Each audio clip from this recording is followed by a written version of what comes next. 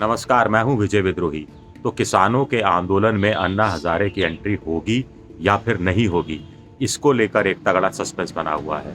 आपको याद होगा कि करीब 10-15 दिन पहले अन्ना हज़ारे ने खुद कहा था कि वो किसानों की माँग का समर्थन करते हैं और अगर केंद्र सरकार ने किसानों की माँग नहीं मानी, तो वो अनशन करेंगे। अनशन से मतलब था आमरण अनशन करेंगे। उन्होंने ये भी कहा था कि ये उनकी ज़िंदगी का आखिरी आमरण अनशन होगा। इसके लिए कहाँ करेंगे? रालेगाँव अपने गाँव में करेंगे, किसी और जगह करेंगे, दिल्ली आकर करेंगे, रामलीला मैदान में करेंगे, टीकरी बॉर्डर पर करेंगे या सिंघू बॉर्डर पर करेंगे, ये तय नहीं था, लेकिन आमरण अनशन करना तय था, एक चीज़। दूसरा, किसानों की माँग का वो समर्थन करते हैं, 2 चीज़। तीसरा, अन्ना हज़ारे ने खुद केंद्र सरकार को चिट्ठी भी लिख दी थी कि जल्द से जल्द किसानों की माँगों को मानें, एमएसपी पर लीगल राइट बनाने की बात हो, चाहे तीनों कानूनों को रद्द करने की बात हो, उसमें अन्ना ने अपना पूरा समर्थन का वादा किया था। उसके बाद कुछ किसान संगठनों के प्रतिनिधि जाके अन्ना हज़ारे से मिले भी थे, बड़े खुश थे। 2011 का अन्ना हज़ारे का आंदोलन उन सबको याद आ रहा था, जब कैसे यूपीए सरकार के खिलाफ जन लोकपाल विधेयक को लेकर अन्ना हज़ारे ने आमरण अनशन किया था। जंतर मंतर पर बैठे थे, रामलीला मैदान पर बैठे थे और सरकार को झुकाने में कामयाब हुए थे। तो ऐसी उम्मीद किसान अब अन्ना हज़ारे से भी कर रहे थे, वो सरकार से भी माँग कर रहे थे कि उनको रामलीला मैदान दे दिया जाए। रामलीला मैदान में वो बैठना चाहते हैं, वहाँ अपना धरना प्रदर्शन जारी रखना चाहते हैं। इसके बाद अन्ना हज़ारे की तरफ से ही खबर आई कि केंद्र सरकार के कुछ प्रतिनिधि उनसे आकर मिले। उन्होंने कहा कि वो किसानों से बात लगातार कर रहे हैं, वार्ता का लगातार दौर चल रहा है और ऐसे में अन्ना हज़ारे कुछ दिन सरकार को दे दें, कुछ दिनों के अंदर सरकार इस पूरे मामले को सुलझा देगी। तो अन्ना हज़ारे इस बात को लेकर भी मान गए।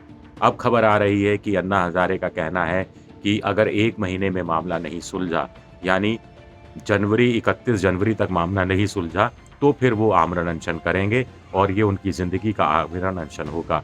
आखिर सवाल उठता है कि 1 महीने का अल्टीमेटम अन्ना हज़ारे क्यों दे रहे हैं?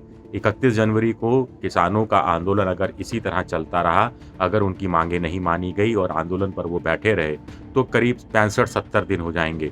2 महीने हो जाएँगे किसानों के आंदोलन को और इस बीच सुप्रीम कोर्ट भी इंटरवीन कर ही लेगा। सुप्रीम कोर्ट कोई कमेटी भी बैठा ही देगा, ऐसी भी उम्मीद ज़ाहिर की जा रही है। सरकार अगर दबाव में आई तो जब तक सुप्रीम कोर्ट की कमेटी अपना फैसला नहीं सुनाती, तब तक सरकार कानूनों पर अमल रोकने की बात भी कहीं न कहीं स्वीकार कर सकती है। तो ऐसे में अगर ये चीज़ें हो जाती हैं, ये सारी संभावनाओं से इनकार भी नहीं किया जा सकता, तो फिर अन्ना हज़ारे के अनशन की फिर ज़रूरत ही कहाँ पड़ेगी? अन्ना हज़ारे क्या अनशन से बचना चाह रहे हैं?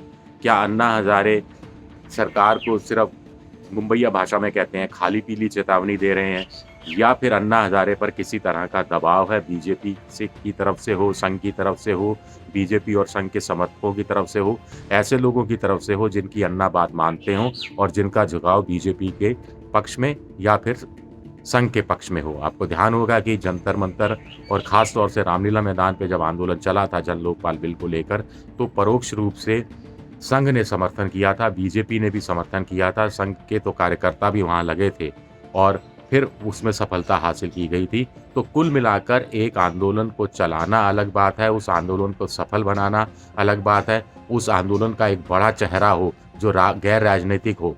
अन्ना हज़ारे की सबसे बड़ी खूबसूरती थी कि वो गैर राजनीतिक थे, वो एक छोटे से गाँव से आते थे, सेना में वो सिपाही रह चुके थे, उन पर भ्रष्टाचार के कोई आरोप नहीं थे। महाराष्ट्र सरकार के बहुत सारे अधिकारियों के खिलाफ वो भ्रष्टाचार के आरोप लगाते रहे थे और सूचना के अधिकार के तहत उनको सज़ा दिलवाने का भी काम कर चुके थे। वो आंकड़े भी गिनाते थे कि मैंने इतने लोगों को बर्खास्त करवाया नौकरी से, इतने लोगों को सस्पेंड करवाया, इतने लोगों के खिलाफ जाँच करवाई।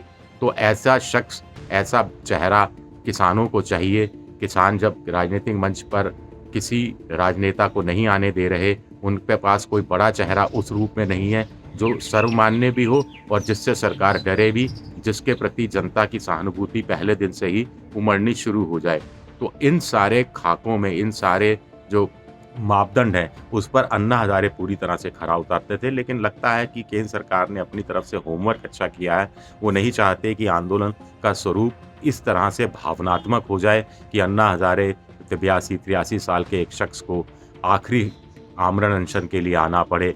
इससे माहौल किसानों के पक्ष में तेज़ी के साथ हो सकता था और अब किसानों के लिए मुझे नहीं लगता ये अच्छी खबर है जो अन्ना हज़ारे कह रहे हैं कि 1 महीने का वो इंतज़ार करेंगे, 1 महीने का अल्टीमेटम सरकार को दे रहे हैं कि 1 महीने के अंदर माँगें नहीं मानी गई, तो फिर वो आएँगे और फिर आमरण अनशन करेंगे। कहाँ आएँगे, कहाँ अनशन करेंगे, ये अभी तय नहीं है। हाँ, बस 1 महीने की बात कही गई है।